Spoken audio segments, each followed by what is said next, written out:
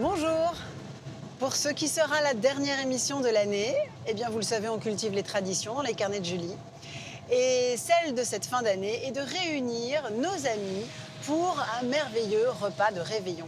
Et c'est Florent Laden, un chef du Nord, qui nous ouvre les portes de son auberge pour se régaler autour des produits locaux, puisque c'est un chef qui cultive un certain sens de l'absolu en cuisine. Il ne veut cuisiner que des produits de sa région, issus des meilleures fermes, les plus respectueuses de l'environnement. Et vous verrez que ça ne freine pas la créativité, au contraire. Et de notre côté, on va aussi inviter quelques copains rencontrés ça et là lors de nos émissions des carnets pour fêter tous ensemble la fin de cette année et surtout l'ouverture d'une prochaine saison des carnets de Julie.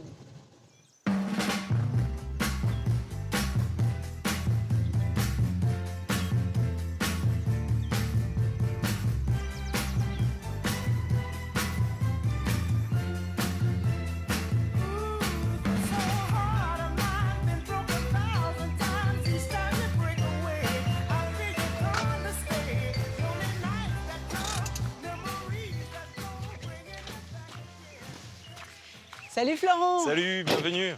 Ça me fait plaisir d'être là.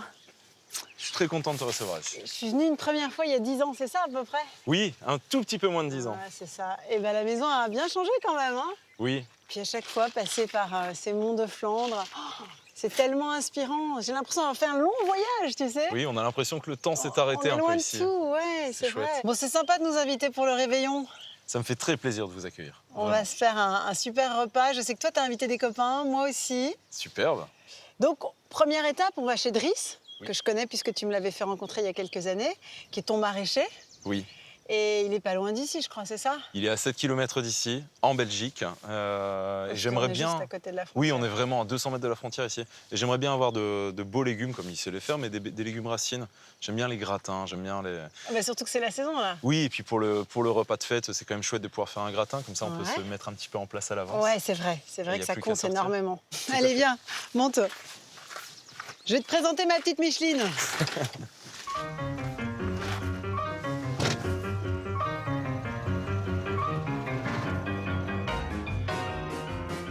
C'est près d'Ypres, en Flandre occidentale, que nous retrouvons Driss sous ses serres impressionnantes. Il les entretient selon les principes de l'agriculture dite sauvage ou naturelle. Oh, dis donc, mais c'est une serre tropicale.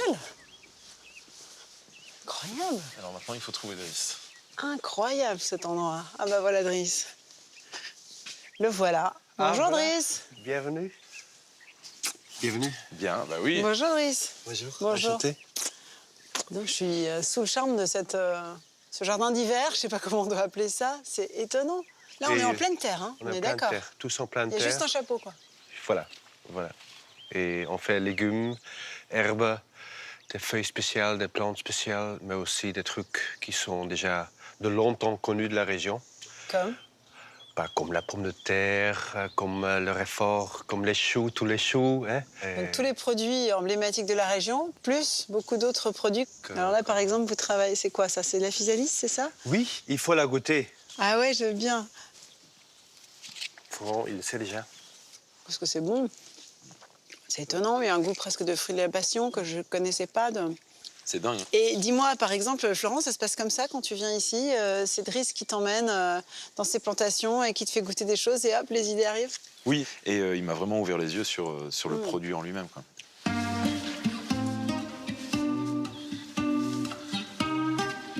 Ouvert les yeux, mais aussi les papilles, avec parfois quelques surprises épicées. C'est quoi ça?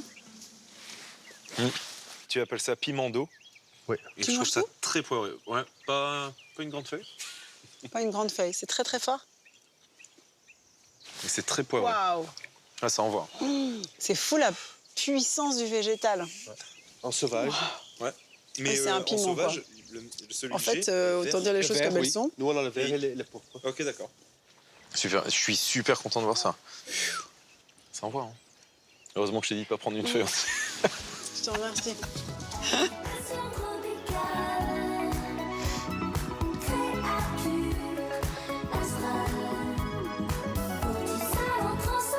Ici, aucun traitement et presque impossible de comptabiliser le nombre de variétés de plantes qui y poussent. C'est la nature qui dicte ses lois.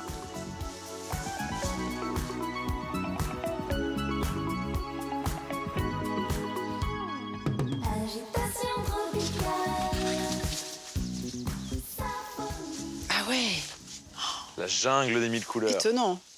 Et Oui, là, la j'ai vie. l'impression de me balader dans l'île de la Réunion, c'est fou. La fameuse jungle des Flandres. T'es de la Christophine, là.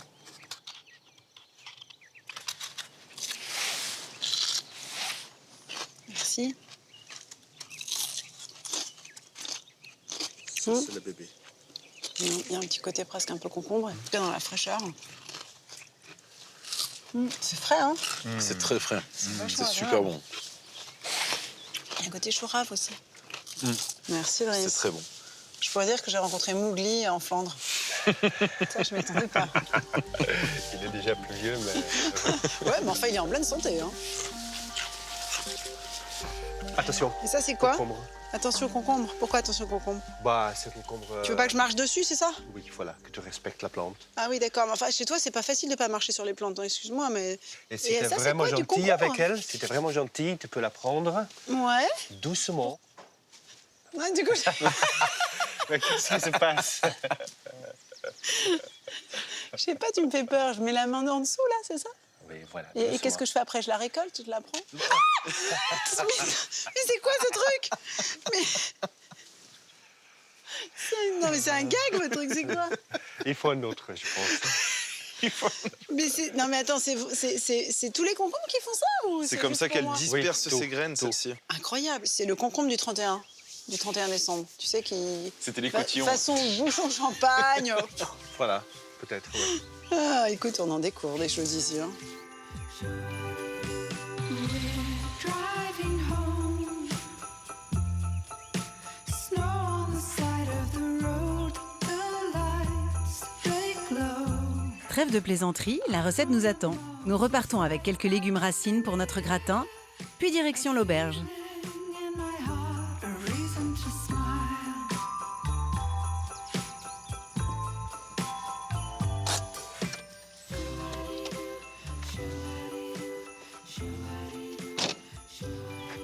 Bon, allez, on s'y met. On y va, Passe au en boulot. cuisine. Magic in the air, as Santa's coming. Et voilà la fameuse auberge. Dis donc, les auberges d'aujourd'hui ne sont plus ce qu'elles étaient, hein. L'âme est C'est restée. magnifique, l'âme est restée et ça se sent. Oh là là. Moi, je suis né en 84. Et en 84, le week-end, c'était encore une discothèque. C'était... Bon, ils ont tout fait ici. Ils ont fait crêperie. Ça devait être sympa ton enfance. Oui, c'était mouvementé. Donc finalement, c'est un peu plus structuré aujourd'hui. Oui, aujourd'hui, on a un peu plus calme, en tout cas. Pour notre plat principal, Florent nous propose donc un pigeon rôti à la cheminée et un pressé de légumes racines.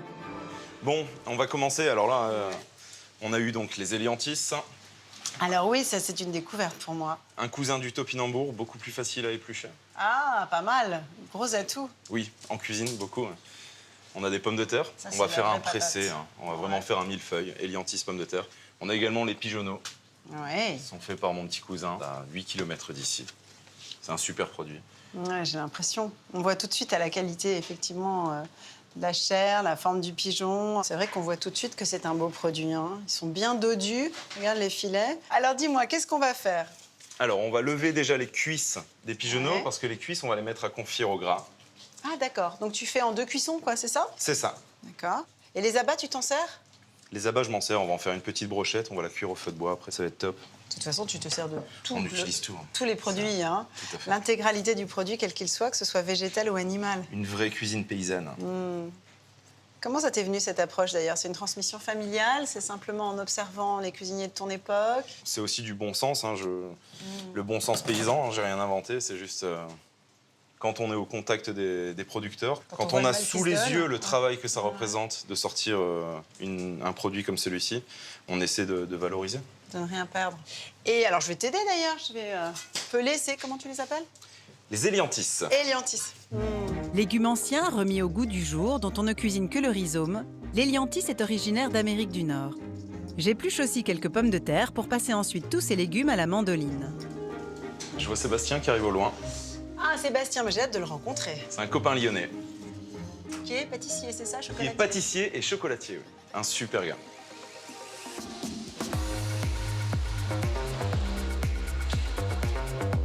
C'est sur les hauteurs du quartier de la Croix-Rousse que Sébastien Bouillet a fait ses premiers pas au fourneau dans la boutique familiale fondée en 1977. Tiens, avec un nounours dessus, regarde. Et toi, bonhomme? Si son père faisait déjà des pâtisseries, il développe l'activité chocolaterie quand il prend la relève en 2000. Et à l'instar de notre chef flamand, notre ami lyonnais est attentif à la provenance de ses matières premières. C'est quelque chose qui m'a toujours déjà plu.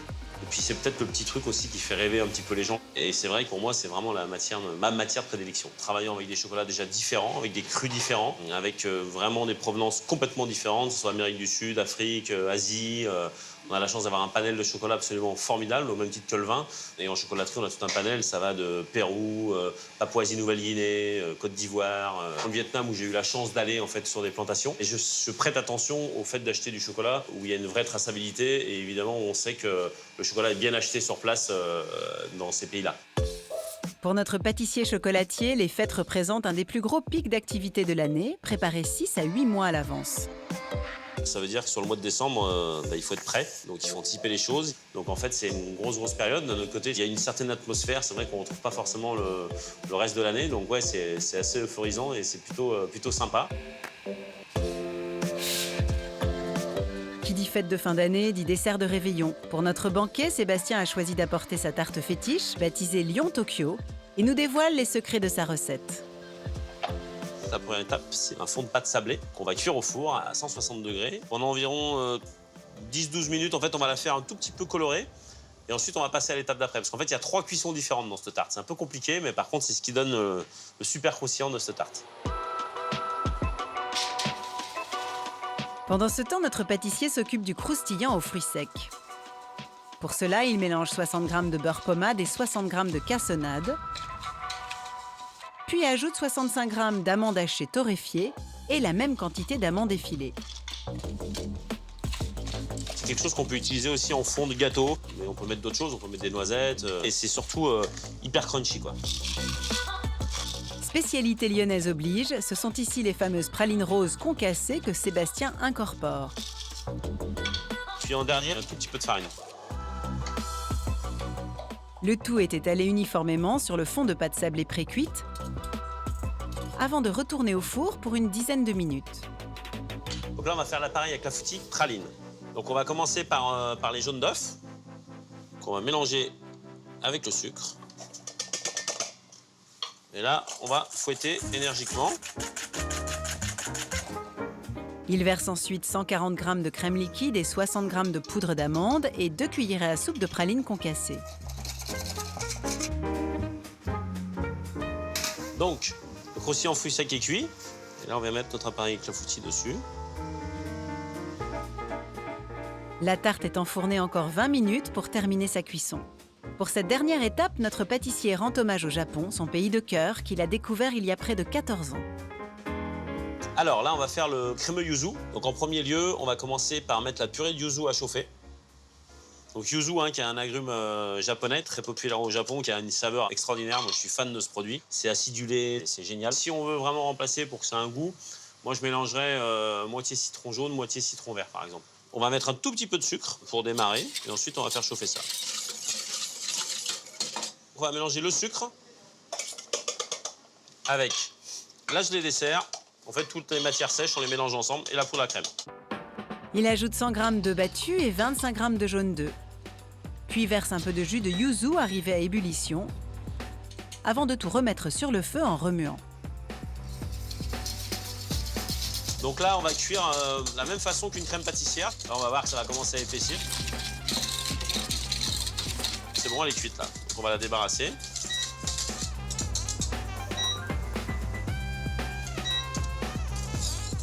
Quand la crème est légèrement refroidie, Sébastien ajoute 150 g de beurre pommade. Puis laisse la préparation prendre au frais pendant 24 heures. Pour le dressage, il dépose sur la tarte une tuile de nougatine aux pralines, puis poche le crémeux au yuzu et termine par quelques segments de pamplemousse. Donc on va en mettre à plat, on va en mettre debout, on va les mettre dans différentes positions. Le tout, c'est d'en mettre un petit peu partout. Un dessert des plus festifs et appétissants pour notre tablé. Reste à voir s'il saura séduire notre chef Florent.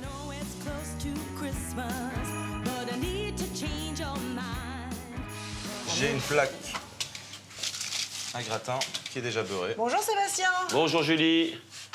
Hop là, pardon, je lâche ma patate. Tu connais Bah la ouais. maison, je crois. Un petit peu, ouais. Un petit peu. Et t'as pas été converti à la coiffure Laden, pas encore. Non, j'ai quelques similitudes, mais pas Mais tu vas repartir. pas jusqu'à la tu vas repartir coiffure avec ni la barbe. coiffure. Oh là, est-ce que c'est joli ça. C'est très beau. Je C'est doute magnifique. pas que ce sera délicieux parce que je connais ton travail. Par contre, ici, on travaille que des produits locaux. C'est le Nord, ici c'est Oui, le Nord. ici c'est le Nord. C'est l'engagement de Florent. Tu as suffisamment voyagé pour venir jusqu'ici. On va éviter à d'autres produits de voyager encore plus. Je suis d'accord. Donc, si tu es OK avec ça, j'aimerais que tu nous fasses un dessert 100% réalisé à partir de produits locaux. Oui, tu lui lances un défi carrément. T'es comme Bah ça, grave, toi. ouais, mais c'est chouette, moi je veux bien. C'est Sympa. venu Donc pour t'as un travailler. copain Ah bah qui ouais, arrive je suis avec pas un venu pour dessert, tu lui m'amuser, dis hein. super, mais tu vas m'en faire un deuxième. Non, mais ça, ce sera pour la maison. Ouais, voilà. Ah, Ah, mais moi, c'est je ça, vais ajouter d'accord. la tarte au praliné. Malin, malin, malin, Euh, malin. Tu disposes de quoi pour les desserts ici, alors, dans la région? On a beaucoup de choses.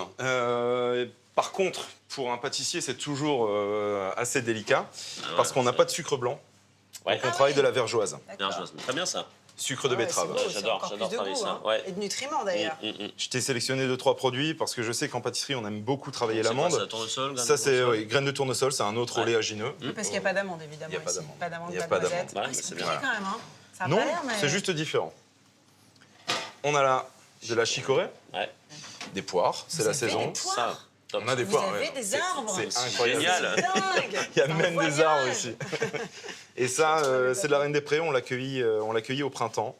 On en fait beaucoup de pâtisseries, beaucoup de glaces. Ça, j'aime beaucoup ça. Et je l'avais jamais utilisé en sec. On J'aime en a beaucoup besoin. ça goût d'amande, un peu Florent, tonka. ouais. Tu vois, fève de tonka un peu. C'est génial ça. Absolument. Ça, c'est top ça. Bah, je vais essayer de me débrouiller avec ça, mais ça va, il y a pire. Je pensais que ouais, t'aurais pu être plus méchant avec moi, ça va. J'ai gardé les éliantis et les pommes de terre pour la partie, Ah bon, pour ok, le plat. C'est gentil. Bon, bah allez, hein, je vais aller préparer ça du coup. Au boulot, jeune Je homme. prends ma caisse, allez. Feu. Hop là. Et c'est par là. Attends, oublie pas ton sucre. Non, parce que quand même, il y a un moment où Merde. faut que ce soit festif. hein. Alors, raconte-moi un peu ton gratin, là. Je sais pas comment tu l'appelles. Ton Oui, bon, pressé. c'est un pressé. En fait, on va vraiment faire un gratin classique, sauf qu'on va y ajouter de l'éliantis.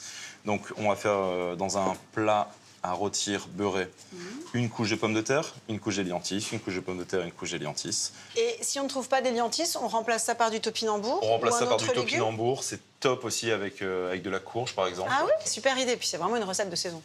Oui. Donc là, tu 80 vas degrés faire maximum. confire tes cuisses de pigeonneau dans quoi? Alors moi, là, j'ai un gras de bœuf maturé peux sur goûter toutes les... C'est- Oui, c'est pas trop chaud c'est un peu chaud, mais ça va. Ah, c'est bon.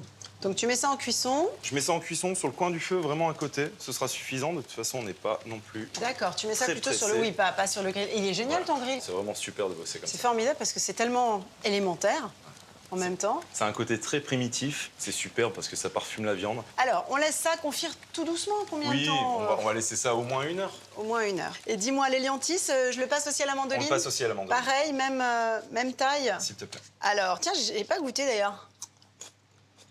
C'est bon, ça se mange cru même. C'est très bon cru aussi, oui. En Il y a un salade, côté châtaigne d'eau. juste mariné, c'est vraiment bon. C'est très bon.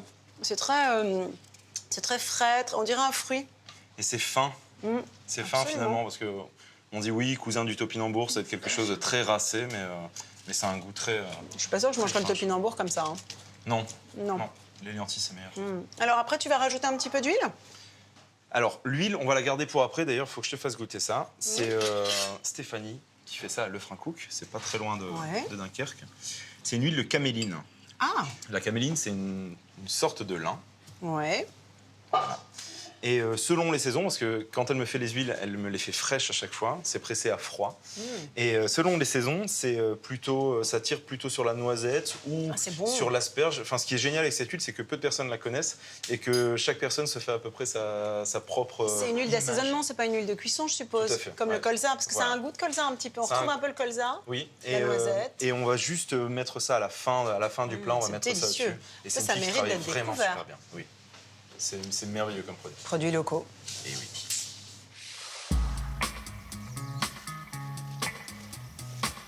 Pour cela, il faut se rendre sur la ferme de la famille Van der Haag, installée à 6 km de Dunkerque, où Stéphanie travaille avec ses parents.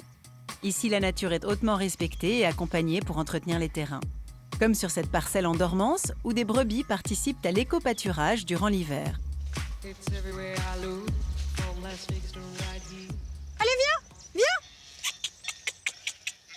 petite troupe qui est là, en fait, ce sont des bêtes qui appartiennent à un collègue qui est éleveur à une trentaine de kilomètres d'ici. Et en fait, on fait une expérimentation avec lui de pâturage de couverts végétaux.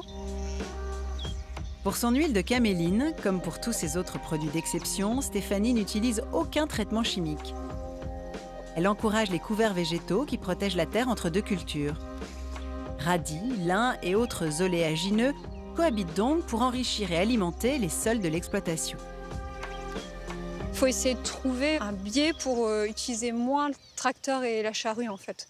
On souhaite ici avoir notre propre système qui tend vers un équilibre. Pour collaborer au mieux avec ces sols vivants, Stéphanie observe régulièrement la nature à l'œuvre. Donc, ce que je vois ici, c'est les effets des vers de terre. Et donc, en fait, ça paraît pas grand-chose, mais ce petit amas de terre, en fait, à la surface du sol, c'est riche en éléments. Et ça, on voit quand on trifouille comme ça à la surface, il y en a plein. Donc, c'est bon signe. Parce qu'ils ont un rôle d'aération de la terre. Ça sent bon, en fait.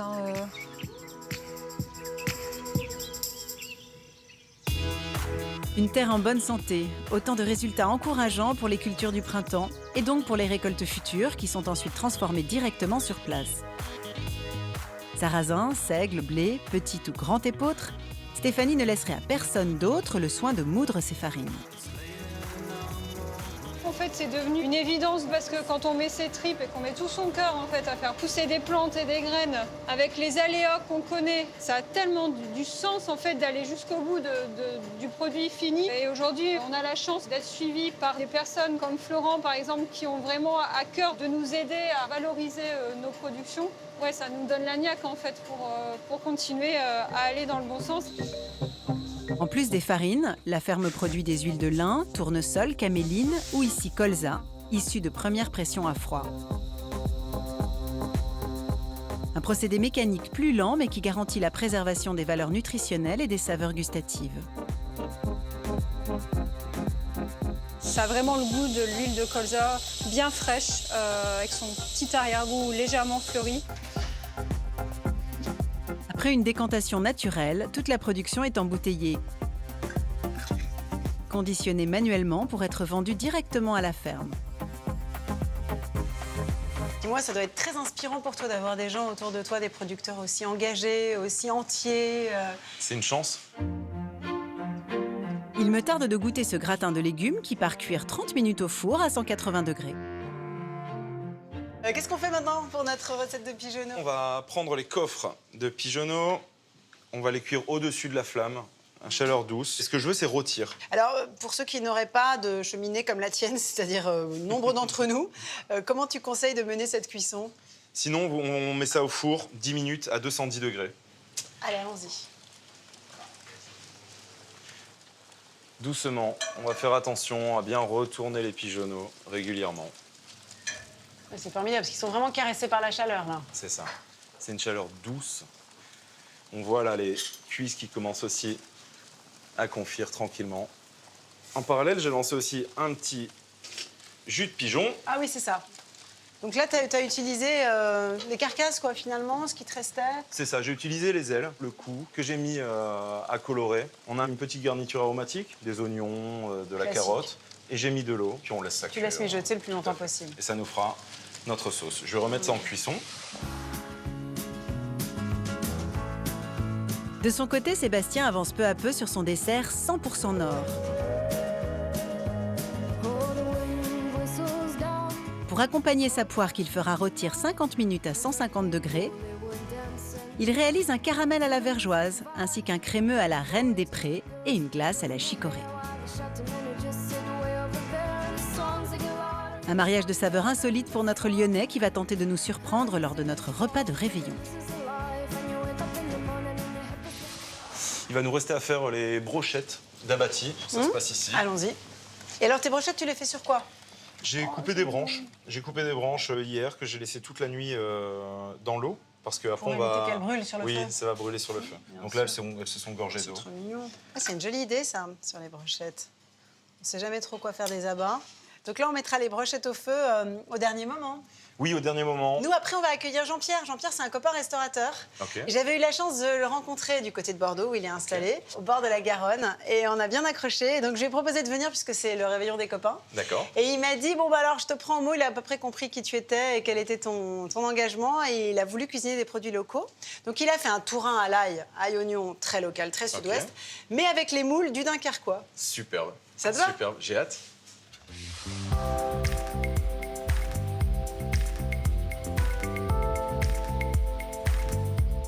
À quelques encablures des quais, au cœur historique de Bordeaux, la belle cheminée de Jean-Pierre Xiradakis n'a rien perdu de sa superbe.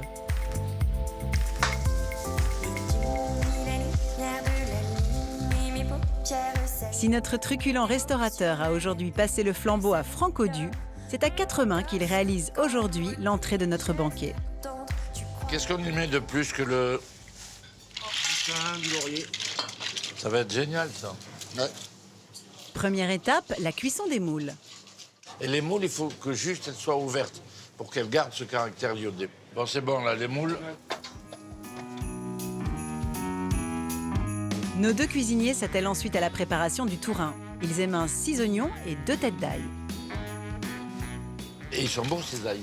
Finalement, c'est très gascon parce qu'on a de l'ail, de l'oignon. C'est un plat de famille. C'est un plat pour les gens qu'on aime, finalement. Et qui sont capables de comprendre qu'on les aime. C'est plus compliqué. Quelques minutes sur le feu et les moules sont prêtes. Ça sent le thym. On est dans la garrigue. Regarde, elles sont magnifiques. De son côté, Franck lance la cuisson du tourin. Alors, je vais prendre un petit peu de graisse pour faire suer mes oignons. Voilà. On remplit le fond de la marmite. Voilà. Et hop, on va mettre l'ail. Les oignons. On va laisser compoter. Et puis voilà. Une recette de grand-mère simple et efficace qui a les faveurs du chef. On essaye de récupérer le jus. Je la fais en plat du jour de temps en temps. Ça arrive. J'aime bien. Tu peux le prendre. On essaye de faire des recettes un petit peu oubliées. Les oignons sont sués correctement. Ils ont développé leur goût, leur arôme. Et il ne nous reste plus qu'à mettre de l'eau. On essaye de récupérer le jus de cuisson des moules. De toute façon, on peut mettre aussi l'eau, hein. On peut mettre les deux. On va mettre les deux. Bon, alors, si vous pouvez me tenir le truc. Allez. On va mouiller avec de l'eau. De l'eau Voilà. pour un bouillon détox, idéal en période de fête. Parfait. Reste à décortiquer les moules. On les décortique, on les mange pas. Bah, il faut que je les goûte quand même. Ça fait 3 fois. On va un petit peu. Pour la soupe, tout est ensuite une question de texture et d'assaisonnement. Là, on est pas mal. Elle est petite, on dirait un petit ver de terre. Franck ajoute 3 jaunes d'œufs pour lier la sauce. Et d'abord, il faut y mettre un peu de vinaigre dedans. Attendez, Il est bon? je sais pas quel millésime c'est, mais ça envoie, hein. C'est du sud-ouest. Hein. Le but, c'est pas de cuire les jaunes, hein. C'est que la sauce se lie. Il parfume ensuite les moules avec quelques pistils de safran. Et pour la dernière astuce, Jean-Pierre ajoute les blancs d'œufs. Il y en a assez, là, hein. Qu'est-ce que vous en pensez? Oui, ça suffit. Voilà, elle est parfaite. Le tourin à l'ail et aux oignons, aux moules de Bouchot. Magnifique. Une entrée bordelaise revisitée à la sauce du Nord. Alors du coup, comment tu vois l'organisation du repas? On commence par quoi? Alors, on va pouvoir commencer par... Ah, par Jean-Pierre. Salut Jean-Pierre. Salut, comment vas-tu? Comment ça va? Tiens. Tiens, regarde, je te présente Florent qui nous accueille. Ah, Bonjour Jean-Pierre, bienvenue. enchanté. Et c'est parti, voilà, on va la mettre sur le coin du fourneau. Alors, on était en train de parler du menu. Donc toi, tu as apporté ta soupe, on peut dire un tourin ou c'est pas un tourin? Si. Bah, à l'origine, c'est un C'est tourin. ça. C'est la soupe des jeunes mariés. Je sais pas si tu connais. Non, je connais si pas vous cette connaissez. tradition. Non. Le jour du mariage, on laissait aller les mariés se coucher et on leur amenait le tourin. Le tourin. C'est Donc La là, soupe tu- à l'oignon, nous, c'est Ouais, le c'est ça. carnaval. Au carnaval. Ah ouais? Mais j'ai dit, on va mettre des moules dedans. Et on me dit, mais c'est comme un boîte à rasoir. Alors je suis allé voir la recette c'est du vrai Waterzooi. Ça Et pourrait ça, ressembler mais non, à mais ça. attends, c'est incroyable parce que ça y ressemble vachement. Oui, oui. Ah, Waterzooi, en fait, en flamand, ça veut dire de l'eau qui bout. Donc on fait un bouillon. On peut faire un Waterzooi de poulet ou un Waterzooi de poisson ou de moule. C'est vrai que sur le papier, quand tu m'as dit soupe à l'oignon au moule pour un réveillon, je me suis dit wouhou, on va s'éclater. Non, bon, c'est pas grave. Mais, mais bon, allons à l'essentiel de notre menu. Alors, on va commencer par un apéritif sur le thème de la chicorée. Ah, Ensuite, forcément local. l'entrée de Jean-Pierre. Moi, en plat, j'ai du pigeonneau des Flandres avec les racines de chez Driss. Ouais. On va se faire un petit fromage tout de même. Et il y aura le dessert de Sébastien. Du dessert. Alors Sébastien, t'en es où? Ah Eh ben, ça y est. Alors dis-nous. Eh ben écoute, T'as imaginé quelque je pense chose? Alors, que- Sébastien, je pense qu'on est Jean-Pierre pas mal. Enchanté. Tiens, Donc Sébastien s'occupe du dessert, Jean-Pierre s'occupe de la soupe au moule. il est lyonnais, on m'a dit. Il est Ouais. lyonnais, on t'a bien dit. Forcément Mais quelqu'un là- bien, non? Ouais, Bordeaux-Lyon, ça matche bien en général. Ouais. Ouais, on est bien meilleur que vous, mais bon. Ça dépend en quoi, mais oui, Et vous si avez je veux encore bien, beaucoup de je choses veux à bien leur croire. apprendre. Au foot. Ouais, on n'en parle même pas de ça. Bon, Pas de on va sujet. essayer de garder voilà, les sujets qui ne fâchent pas. Bon, en tous les cas, j'ai fait, je me suis bien éclaté. Je suis parti en fait sur une poire que j'ai fait rôtir dans un petit ramequin. J'ai goûté un petit peu et je pense que c'est pas mal. On est là. Comment t'as appelé ça? Le flot. Le dessert. Ah non mais fais-nous rêver, je sais pas. Bah, t'as inventé, parce que ça. Flo, bien. ça veut dire quoi que Flo fait pas rêver? C'est ça l'histoire en fait. Non, mais- Putain, non, mais c'est je pas veux très dire, sympa tu ça. vois, Non, mais tu veux Mais quelque le lion chose, des Flandres. Voilà, ah bah voilà, je t'ai bah, intitulé, ça y est, le lion des Flandres, c'est génial ça. Ah, le lion des Flandres, c'est joli. Ah ouais. Bon, il me reste plus qu'à tirer quelques bières pour l'apéritif. Ça se dit comme ça, tirer quelques bières? Mais c'est parce que c'est la pression. Ah, c'est la pression, les vrais de vrais. Allez, tirons les bières. Pour sa bière, c'est à Lille que ça se passe, où Florent retrouve son associé Kevin Rolland dans leur microbrasserie artisanale. À l'occasion de notre repas de fête, ils partent sur une recette inédite. Les deux amis démarrent la fabrication en mélangeant les maltes et l'eau dans la cuve de mise en chauffe. Là, on voit les 4 maltes qu'on a utilisés. Donc, malt caramel, malt biscuit, carapils et pils. Le malt est belge. Les houblons sont des Flandres françaises. La plupart viennent du même mont que l'auberge. Certains sont bio. Et on a choisi de faire des bières comme on fait la cuisine dans nos établissements, c'est-à-dire qu'on n'utilise que des produits locaux. Il n'y aura jamais de houblons américains ou de houblons néo-zélandais chez nous, parce qu'on est têtu, qu'on est flamand et qu'on est fier d'être flamand. Pas d'être têtu, mais ça vient avec le côté flamand. Ça, c'est... J'ai remouillé, moi. Tu remouilles un peu? Vas-y. C'est bon, Kev. Merci, chef. Deuxième étape, la filtration. On laisse couler l'eau à travers toutes les graines de malt qui ont été concassées auparavant.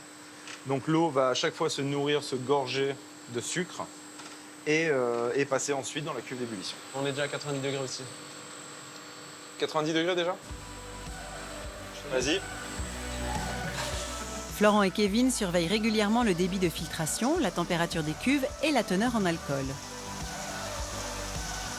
C'est bon pour moi. Bravo, chef.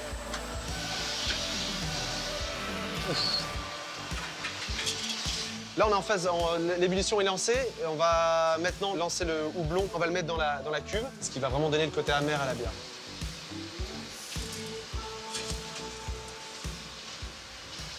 Ça va être bien, ça.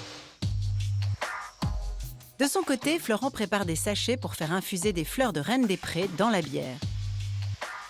Une plante qu'affectionne particulièrement le chef et qui trouvera sa place à plusieurs étapes de notre menu de réveillon. C'est une plante sauvage qu'on a cueillie en juin autour de l'auberge avec les équipes. Après, c'est ce que je pourrais qualifier de l'amande qu'on utilise dans nos établissements. C'est très bon pour la santé en plus. On fait ici que des bières éphémères, uniques. Donc on est sans arrêt dans l'expérimentation. C'est ce qui est vraiment intéressant. Ça me fait toujours penser au printemps, ça. C'est des souvenirs de cueillette. Les sachets sont ensuite plongés dans la cuve en fin d'ébullition de façon à conserver tous les arômes. Là, ça commence à sentir l'amande. On a le côté très vert du houblon. Ça sent la reine des prés, qui fait penser à l'odeur de frangipane, d'amande. En plus, l'amande chaude, ça sent forcément la tarte chez mamie. Après la décantation, le jus obtenu donne déjà une idée du résultat. Tiens, faut dégoûter.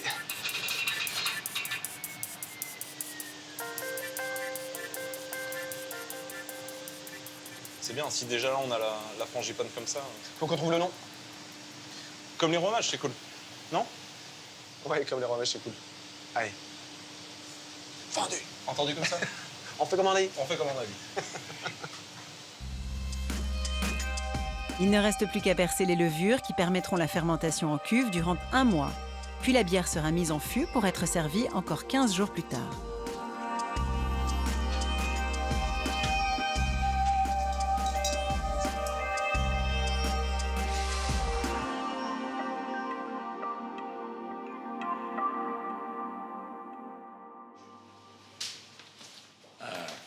Bah voilà, ça, tu sais nous parler, toi. De retour à l'auberge, les garçons ne se font pas prier pour la dégustation. Alors les garçons, c'est la séquence bière. Waouh. Merci, c'est ta bière. Oui. Mais est-ce qu'on vraiment peut dire qu'une bière a du nez ou ça n'a pas de sens de Oui, la bien sûr. sentir? Bien Si, sûr. vraiment On apprécie la bière comme le vin. D'abord visuellement, L'odorat. ensuite l'odorat. Ouais, C'est vrai? Je découvre aussi un peu quand je viens ici. Nouvelle arrivée, Agnès Lutin nous rejoint avec ses biscuits apéritifs à la chicorée, sa spécialité. Nous avions rencontré la jeune torréfactrice lors d'une précédente émission des Carnets dans les Flandres. On a fait une bière avec ta chicorée. Ce sont des- Et dis donc, la couleur est magnifique. hein. C'est chouette, c'est la chicorée qui a donné ça. ouais. Bon, allez, on y va, on la goûte cette fois-ci. J'aime beaucoup. Très très Ouais, fin. c'est hein. très Elle bon. n'a pas trop d'amertume, Non. mais elle est très vivante dans la bouche. Allez-y, c'est Ça va fait avec. pour s'accorder. Si la bière est le domaine de Florent, pour la chicorée, c'est Agnès la référente. Et c'est ici, dans l'usine familiale de Waplage, qu'elle officie. Avec son frère Benoît, ils ont repris l'entreprise fondée en 1934 par leur arrière-grand-père. Ils sont aujourd'hui les derniers torréfacteurs artisanaux de chicorée en France. Alors quand je lui ai demandé de se joindre à nous pour notre repas de réveillon, elle s'est lancée dans des feuilletés apéritifs à la chicorée, évidemment. C'est parti. Donc l'oignon, il suffit de l'émincer. Un oignon pour la pâte, ça suffit, c'est bien comme quantité. L'idée, c'est de le couper quand même assez finement et en petits morceaux. C'est la recette de Vincent Lutin, mon père. Il aime vraiment bien cuisiner salé. C'est vraiment son domaine de prédilection. Et donc, ces petits apéritifs à la chicorée lui tenaient à cœur. Agnès fait revenir les oignons à la poêle avec un peu d'huile, puis elle ajoute 100 g de lardon. Juste cette base-là, ça commence à sentir bon. Et on va pouvoir mélanger les ingrédients tous ensemble. Avec 2 cuillerées à soupe de crème fraîche et du poivre. Avec tous les ingrédients, cette recette ressemble un petit peu à la flamme-cuche, à la recette de base de la flamme-cuche. On le présente ici en feuilleté, mais déroulé, ça fait tout à fait cette inspiration flamme-cuche avec une petite subtilité du Nord. Cette petite subtilité, ce sont les 3 cuillerées à soupe de chicorée liquide versées dans la préparation. C'est un extrait qui a été réalisé à partir des grains de chicorée torréfiés.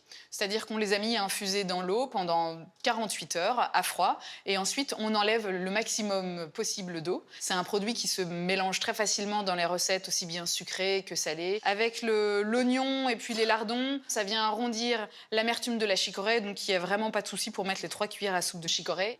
Dernier ingrédient, le parmesan. Je vais le couper assez finement. Et puis il va bien fondre comme ça.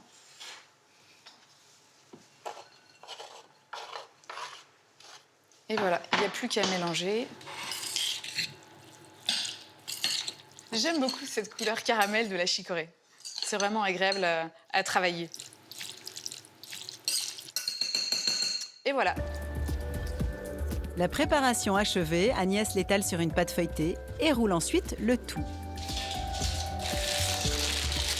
Voilà, c'est parti. Je la mets au congèle une dizaine de minutes, la pâte se durcit et après c'est plus facile de couper les tronçons.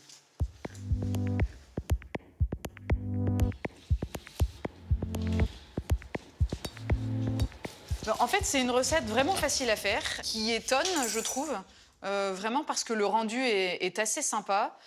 Souvent, dans les apéros, on peut faire un feuilleté avec une petite saucisse au milieu. Si on se donne un peu plus les moyens, on a quelque chose de plus qualitatif et de vraiment sympathique.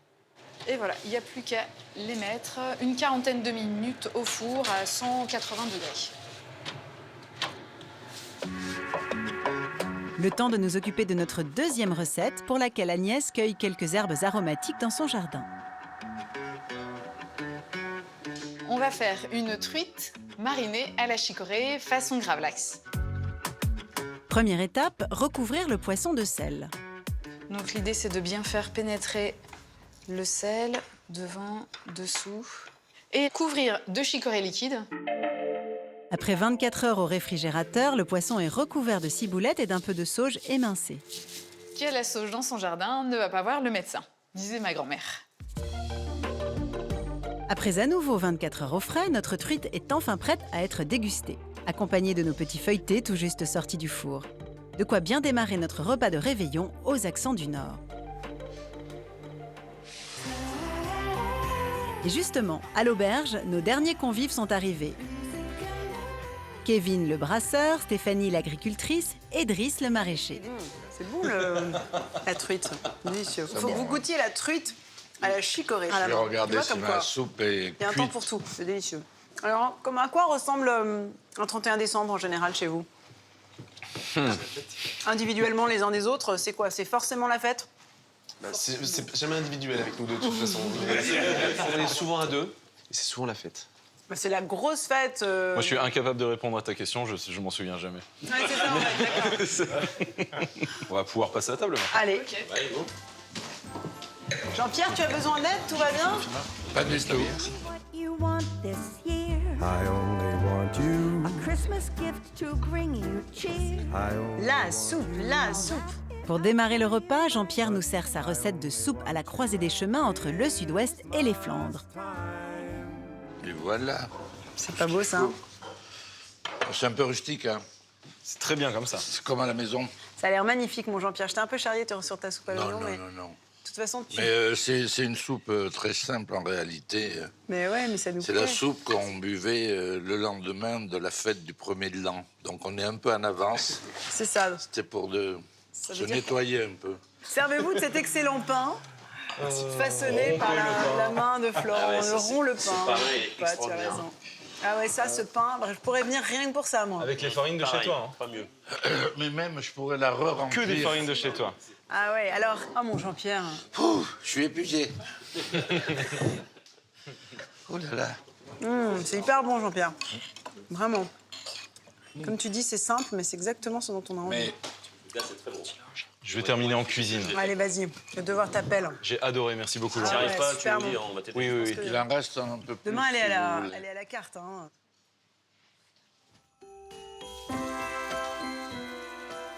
Notre chef finit le dressage de son plat, les morceaux de pigeonneau sont réchauffés dans la cheminée, pendant que les pressés de légumes sont rapidement snackés. Il dépose les petites brochettes d'abatis grillées, puis verse le jus de cuisson réduit avant de mettre la viande rôtie. Alors attends, tu veux peut-être un peu d'aide? Oh là là, que c'est beau. Magnifique.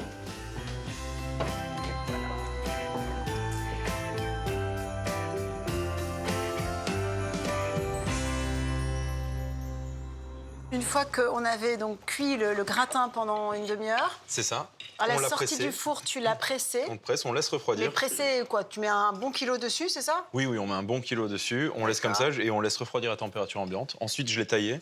Je l'ai fait ici au feu de bois. Alors, à la poêle, c'est encore mieux. Moi, je l'ai fait à la plaque à snacker, d'accord. au feu de bois, c'est un peu plus aléatoire comme cuisson. Une belle idée, Mais, hein? merci. Très jolie en plus.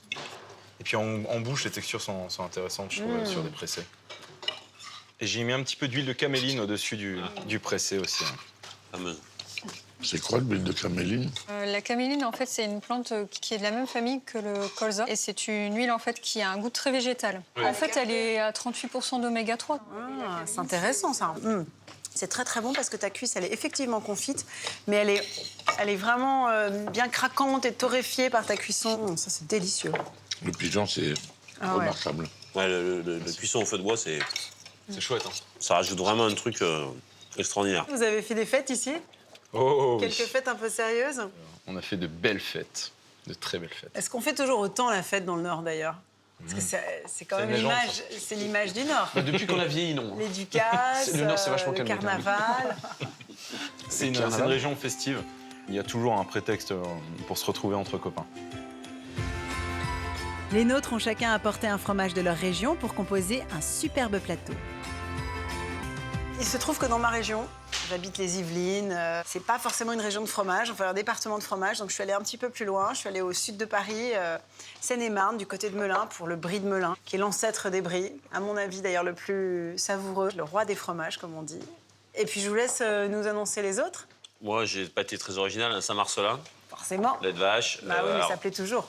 voilà, après très connu par le Saint-Marcelin de la mère Richard, qui est alors qui est pas normalement qui est pas de Lyon, le fromage c'est du Dauphiné, mais bon, c'est à côté, c'est la grande région quoi. Et le fromage Qui pue. qui pue, qu'il se dénonce tout de suite. C'est lui. Oui, Celui-là a une tranche de fromage Celui-là. qui pue quand même. Hein, C'est il faut qui bien il le est dire. celui-là Bravo. Alors j'ai demandé un bien affiné. Hein, donc, Ah oui, Ah non, là, il est voilà. bien. Je pense que demain, il court sur la table tout seul d'ailleurs. hein. C'est les bergues, ça. Alors dites-nous, qu'est-ce que c'est que le berg? Alors le fromage de Berg, donc c'est un fromage qui est vraiment fermier. En fait, mon arrière-grand-mère et ma grand-mère, elles ont perpétué la tradition du fromage de Berg. Donc C'est vrai? oui, voilà. Bon, après, Elle ça le faisait s'est à la arrêté. maison. Oui. Et dis-moi, qu'est-ce qu'on a dans notre assiette? Alors ça, c'est un fromage sans goût et sans intérêt. Il vient de Bordeaux. Je suis désolé. C'est bien vendu. Mais ça, c'est du lait de vache, c'est frais. Par contre, on a fait une confiture de lit de vin Ah, ça, c'est pour donner un petit côté chic bordelais. Voilà. Et moi, je vais prendre celui qui sent. Ah bah tu peux Parce- même Fromage de Berg. Mais Parce il est que très le bon. mien, en il fait. sent pas, vous allez voir. Écoute Jean-Pierre, C'est moi vrai, j'aime beaucoup le fromage là, même si ça n'a pas de caractère comme on peut entendre. J'adore la texture, c'est vraiment hyper Ah sympa. oui, oui, il est Donc tout frais, jeune il est fille, il faut les d'hier, pousser hein. là. Hein. Ouais, c'est top. Hein. Bon, moi je vais aller vous essayer de vous faire un petit dessert quand même. Hein. Ah oui, finalement. Je reviens. On oublie l'essentiel. Il est très bon ton fromage. Avec la confiture, là. C'est très agréable. La confiture est géniale. C'est très bon. Le Tour de France des fromages est vite dégusté avant de passer au dessert de Sébastien. Madame, s'il vous plaît. Merci, monsieur. Mon Dieu, magnifique. Bon, Sébastien, tu nous as vraiment préparé un dessert Bah, Flo, il extraordinaire. m'a mis un peu la pression, donc du coup, j'avais pas bien le choix. Donc, parce que quand il m'a vu arriver avec ma tarte, il me dit t'es gentil avec tes trucs de Lyon et de Tokyo, mais là, on est dans le Nord. Donc, du coup, bah, je me suis adapté. Alors, c'est une tatin poire, et dessous, il y a un croustillant aux graines de tournesol. Donc voilà, un défi relevé. Exquis, hein. Et puis, dessus, une petite crème glacée chicorée. Voilà, et bien chicorée, quoi. Voilà, on a bien mis ce qu'il fallait. Super. Et est-ce que c'est magnifique, vraiment. C'est un dessert extrêmement original et équilibré à la fois. Donc le Et défi voilà, est ce relevé. qui est hein. génial, c'est Julie, c'est que voilà, j'ai pris énormément de plaisir à faire ça et que ça me donne encore plein d'idées. C'est des produits que j'avais pas forcément travaillé. On a, pour l'accord, vu que tu as fait l'effort de travailler avec des produits d'ici, on t'a fait un petit clin d'œil. Donc c'est une bière de Noël de l'année passée qui a été tenue 2 mois en fût de Chardonnay du Rhône. Ah bah voilà. Pour te remercier et te féliciter. Bon, nous, on a apprécié et validé ton dessert local. Est-ce qu'on Ouais. peut goûter le dessert Bah, on va exotique goûter, aussi ouais. Après, ça va être local, mais chez moi, ça. Le chez moi, Lyon-Tokyo à Lyon et au Japon, quoi. Parce que le Japon, c'est un peu chez moi, quand même, maintenant. Attends, bouge pas. Un petit peu de yuzu. Merci. Le yuzu, alors ça, est-ce que ça peut espérer trouver sa place dans ta serre, le yuzu? T'as essayé déjà? Non, mais c'est dans le... Ça peut être le plan pour prochaine année. Je suis ton premier client. Il n'y a pas de 2020. défi qu'il ne relève. Bah, il n'y a pas de repas de fête sans chocolat, quand même. Hein. Je vous ai quand même amené des Attends, produits. cadeau pour cadeau, c'est pas Noël, mais je vous ai quand même fait des petits cadeaux. Regardez, les carnets de Julie vont devenir vos carnets à vous. Et j'avoue que ce sont des petits objets que j'aime beaucoup. Donc voilà. Arigato gozaimasu. Bah, écoute, Merci. je vous en prie. Trop Je beau, vous ça. en prie. Merci, Comme Julie. ça, vous pourrez noter vos recettes, vos pensées. Est-ce que vous avez les uns et les autres des résolutions pour l'année prochaine? Je vais venir une fois par mois dans le Nord, moi. Ah, ça c'est une jolie résolution. Tu sais où nous trouver. Avec mes enfants, je veux prendre un peu plus de temps et j'ai un joli projet d'amour aussi. Ah, C'était, oh là là. Belle année 2020, non? Belle année. On va parler un peu, si vous me demandez le mien. Et vous alors, quelle est votre résolution pour cette nouvelle année qui s'annonce? Mais de nous regarder peut-être déjà tous les samedis. Ça, c'est une bonne résolution. La nôtre, ce serait de vous proposer le meilleur de nos terroirs, le meilleur de nos producteurs, de cette gastronomie engagée, responsable, que l'on a tant de plaisir à promouvoir et qu'on aimerait voir devenir un modèle pour l'avenir. Alors, je vous souhaite de belles fêtes de fin d'année. Mettez à profit nos recettes pour renouveler un petit peu vos carnets à vous. Salut!